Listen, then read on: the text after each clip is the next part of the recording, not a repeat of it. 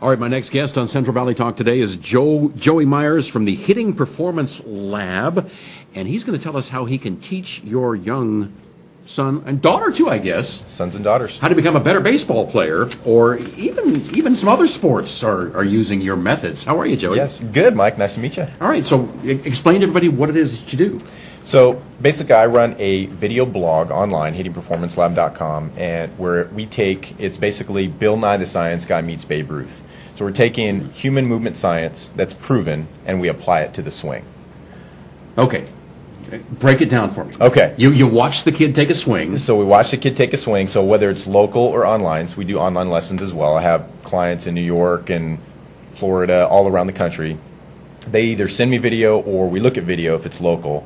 We look at the swing and I show it to them because that's a big thing for them, because if you tell them to do something and they're going to take your word for it, and a lot of times that doesn't fly. But if they see it on video, the video doesn't lie. So we go over the swing with them, whether they're 7 years old or they're 24 years old and a professional player. We show them the swing and then we go over and start breaking it down. Like how we eat an elephant, we eat it in small chunks, right? If you're going to eat an elephant, you're going to take small bites. So that's what we have to do with the swing. We focus on one specific area, and it could be something like, say, forward momentum, trying to get them to get their body moving in the direction of the pitch. So we might work on that in a session, and then they're going to have their homework to work on as they go. Online lessons run pretty much the same, except I don't see them per se. We aren't there physically, but they send me video, same type of process. I do a voiceover with analysis, so they get to see my screen. I get to take them through their swing. I show them maybe examples in the big leagues of efficient swings, and then I send them that feedback back to them, and then they work on it, and then they send me another video back. And how long does this go on? Locally, right now, because it's kind of in the midst of the baseball season, they're getting into All-Stars. My local lessons tend to come about once a week. My online lessons might take maybe 2 weeks to send me another video. If they're really focused on training, then they might send me a video every week. But mostly it's every 2 weeks or every 4 weeks at the online. I know, but for how long? It is an ongoing process. It's never something that you master. I mean, you can ask. Never perfect it? No. Really? It's always something. There's always something goes wrong. There was an old cartoon that I saw. It was a Looney Tunes cartoon where I think it was Daffy Duck. He was standing in front of a dam, like Hoover Dam. Picture Hoover Dam, and the hole pops out. Water starts coming out. You know, he plugs that hole, and then another one pops out. And he plugs that hole, and then another one pops out. So it's kind of like that. So you fix something, but then something else maybe down the line. But it does clean up over time. It does clean up, and you don't have as many inefficiencies, is what I call them. Now, you only focus on the hitting? Yes. So you don't do the pitching or the catching or the... And what's crazy, Mike, is that a lot of people ask me about the pitching, and that's not what I did, and that's not my experience. And we should say, you played for Fresno State for 4 years, you told me. Yeah. Mm-hmm. Yep, I played with Coach Bennett for 3, and then with Coach Batesel, who's there now, for 1. My last year was his first year. Yeah. You didn't want to go pro, or...? Well, what happened with me was it was my mechanics, my inefficient mechanics, 'cause I didn't know about this stuff when I was playing. I wish I did. It was that if I knew then what I knew now type of thing. Mm-hmm.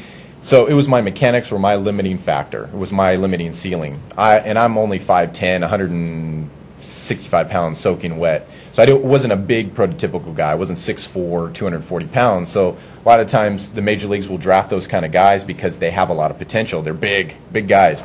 But the smaller guys tend to have to do things right in order to compete with the bigger ones. And that's when I do my analysis and I'm showing my hitters examples of hitters. We pick out hitters that are smaller, that are no taller than 6 foot, and that maybe aren't heavier than 205 pounds or so, 215 pounds. Mm-hmm. Hitters like Robinson Cano or Jose Bautista, Hank Aaron, those guys, Mickey Mantle. Mickey Mantle was only 5'11". He wasn't really that big. So we look at what those guys, or even gals, what those guys are doing that the bigger ones aren't doing. So we use them as more of a model. Interesting. Yeah, but all the principles, it's human movement science. All the principles, or think about them as rules. These human movement rules not only work for hitters in baseball and softball, but they work for pitchers as well. They work for shot putters, javelin throwers. They work for lacrosse players. As long as you have to turn and rotate something, whether you're hitting something or throwing an object, it all works the same. And that's why, when we were talking before, that I've had a top 5 shot putter in the nation in the mid-'80s has come and bought my hitting course to help his shot put, because he still engages in Masters shot put championships and stuff like that, like Masters golf. And then I had another gal from Portugal that teaches tennis, and she plays tennis herself, bought my hitting course to help her tennis. So it's kind of interesting, but the rules apply across all activities. So your hitting course, is it on DVD? Is it? So how it is, so the internet, it's funny because I do get a few requests for DVDs, but most of the time it's a digital product, so they would get a login password, username and password, they log in, and it's a dashboard that they get to go into, and it directs them through modules, 4-module course. They go in and they can learn maybe the science of what we talk about, the human movement rules. Then they can go into the drills and things like that can help them out with it. But I have 3 courses right now. One's a pitch plane dominator course. So the pitch plane, what I say is a pitch plane is if you were to imagine the release point of a pitcher. So as he releases the ball, or she releases the ball, imagine this imaginary line coming down into the catcher's glove. So with hitting, that line is pretty much on a down angle.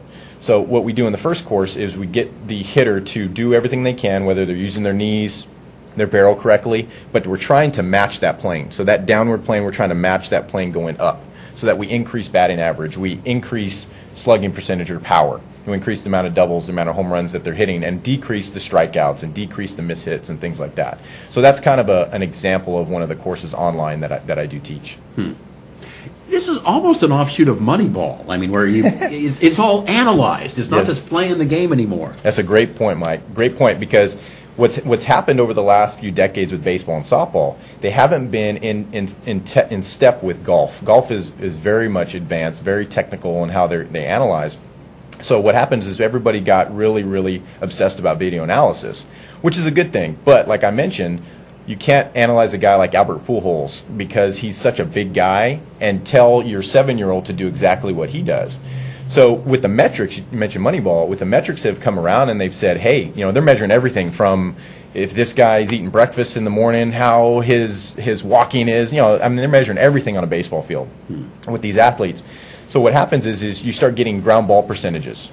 Is this guy's ground ball percentage above average or below average? Is his fly ball percentage above average or below average? Is he hitting more fly balls than the average player? Is he hitting more ground balls? So we can look at those metrics and I can look straight into their mechanics, give me an idea, and I can look for a specific part of their mechanics that's causing that high ground ball ratio or that high fly ball ratio. I can figure it out based on the metrics. Interesting. All right. How often do you go to a Grizzlies game? That's the thing that it's tough for me because my players, I teach my players, but I have a hard time getting to the games because I'm so busy with my stuff. But I do tend to get to some of their games. So then if I'm barely getting to their games, it's hard for me to get to a Grizzly game. And now, unfortunately, with the Grizzlies moving, and now you got Houston coming here, I'm hoping. Well, they're still the Grizzlies. They're still the Grizzlies, yeah. I'm just hoping the Giant hope will still come out, because I'm an A's fan, so I'm.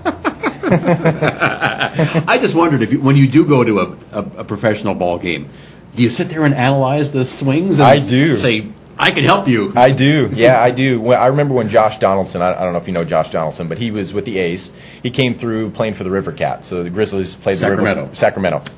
And so when I watched his swing, this is before he went up with the Oakland A's club, the big club. And I watched his swing, I was like, wow, it's a lot of the stuff that I teach my younger hitters to do.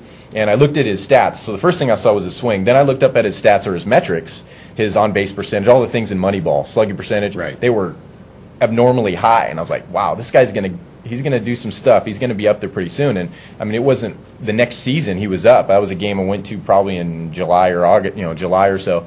The next season he was up and he hit 30-something home runs that year and hit 300. So you can tell just by swings, and you're starting to see some of these clubs adopt players or bring in players that have these similar types of swings. All right.